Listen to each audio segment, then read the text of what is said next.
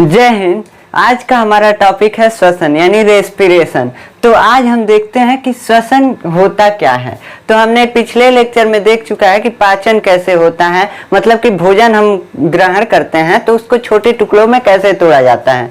अब उसके बाद उसका एनर्जी के रूप में उपयोग कैसे किया जाता है। तो एनर्जी के रूप में उपयोग करने के लिए पहले उसको एनर्जी में बदलना पड़ेगा। अभी तो हमने बस भोजन को पचाया था, मतलब छोटे छोटे टुकड़ों में तोड़ा था। उसके बाद अब उसको एनर्जी में बदला जाएगा।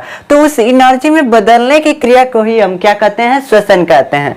मतलब देखिए यहाँ पे लिखा है वह प्रक्रिया जिसमें ऊर्जा प्राप्त करने के लिए भोजन को आक्सीकृत किया जाता है, श्वसन कहलाता है। आक्सीकृत क्या मतलब है। यहाँ पे आक्सीकृत का मतलब है कि उसको ऑक्सीजन के साथ जोड़कर और उसको एनर्जी के रूप में बनाना, तोड़कर और छोटे रूप में।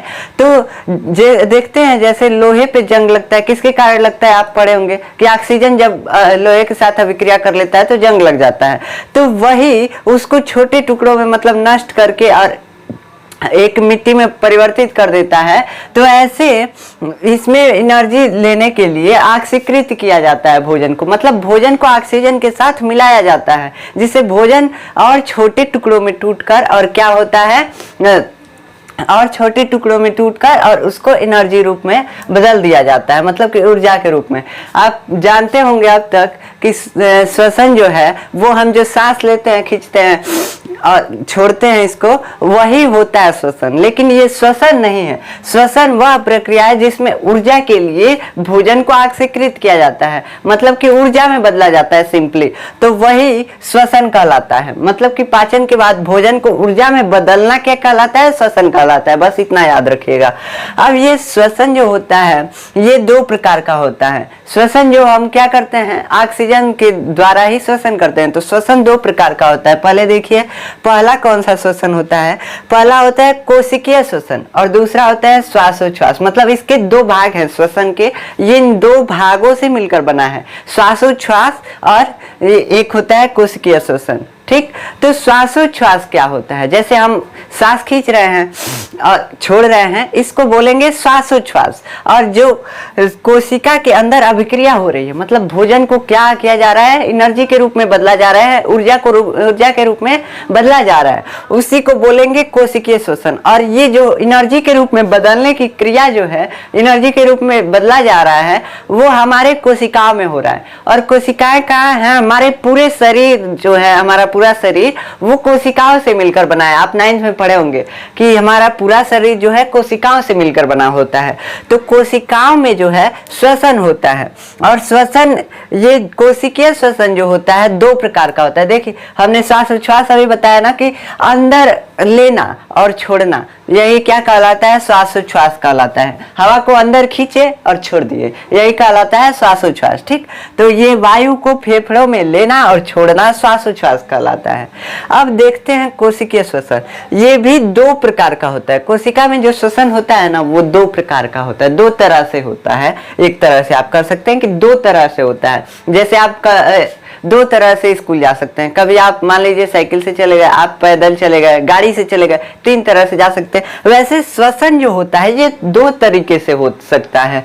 एक होता है वायवीय श्वसन और एक होता है अवायवीय श्वसन।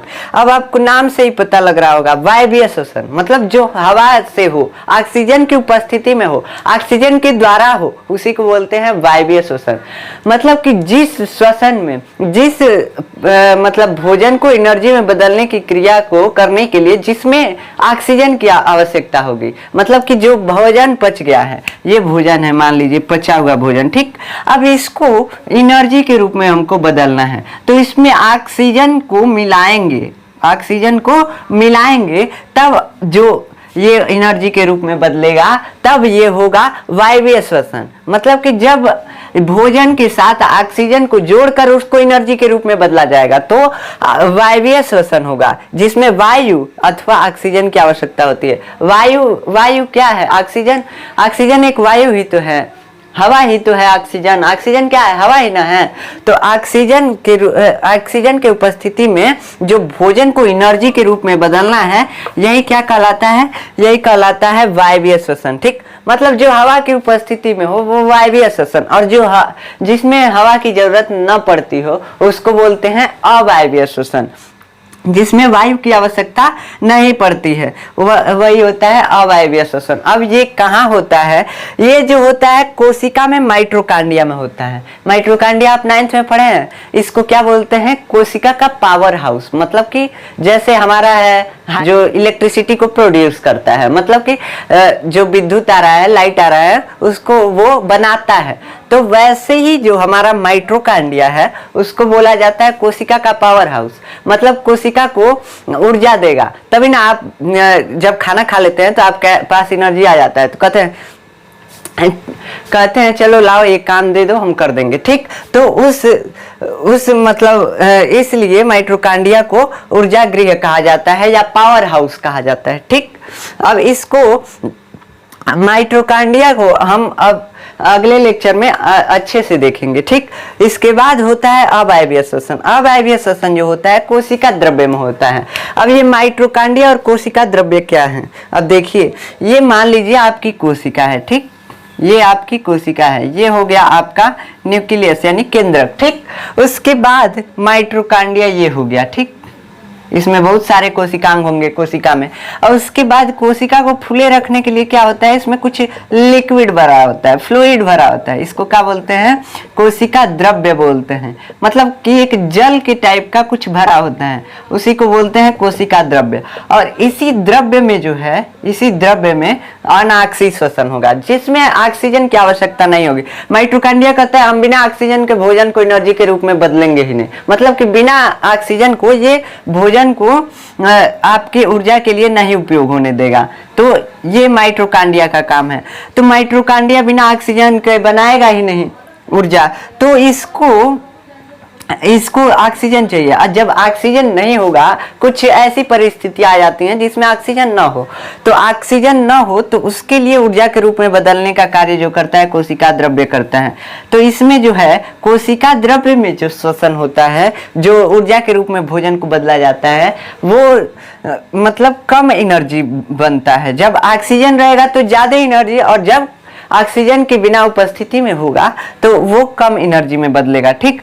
तो इतना समझ गए कि श्वसन आखिर होता क्या है, ठीक। श्वसन क्या होता है? भोजन को एनर्जी के रूप में बदलना ही क्या कहलाता है? श्वसन कहलाता है। जैसे हम भोजन ग्रहण करते हैं, क्या लिए ग्रहण करते हैं? ताकि हमको ऊर्जा मिले, हम काम करें, ठीक, कुछ काम करें। तो उस एनर्जी को रूप में बदलने के लिए पाचन के बाद भोजन जो बचा है उसको एनर्जी के रूप में बदलना, यही कहलाता है श्वसन।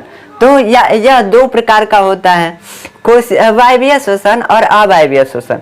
और ये श्वसन का जो ये दोनों हैं, ये पार्ट हैं, मतलब कि ये दो पार्ट में होता है। इन दोनों को जोड़ेंगे तब जाकर के श्वसन बनेगा, ठीक। श्वसन इन दोनों को जोड़ने से श्वसन बनेगा। क्या होगा? श्वासोच्छ्वास, मतलब सांस अंदर लेंगे और छोड़ेंगे, ये भी श्वसन का एक हिस्सा है। और कोशिकीय श्वसन यानी कोशिका के अंदर हो रहा है भोजन को एनर्जी के रूप में बदलने की क्रिया। तो इन दोनों को जब मिलाएंगे तभी तो श्वसन बनेगा ना। तो ये जो कोशिकीय श्वसन होता है दो प्रकार का होता है, वायवीय श्वसन, अवायवीय श्वसन, जिसमें वायु की आवश्यकता होती है वायवीय, जिसमें वायु की आवश्यकता नहीं होती है अवायवीय। और माइटोकांड्रिया में वायवीय श्वसन होता है, अवायवीय श्वसन कोशिका द्रव्य में होता है। समझ में आ गया? अब नेक्स्ट लेक्चर में हम देखेंगे अवायवीय श्वसन को अच्छे से। उसमें मेढक में श्वसन भी देखेंगे कि मेढक कैसे सांस लेता है, ठीक। तो मिलते हैं नेक्स्ट लेक्चर में, तब तक के लिए जय हिंद।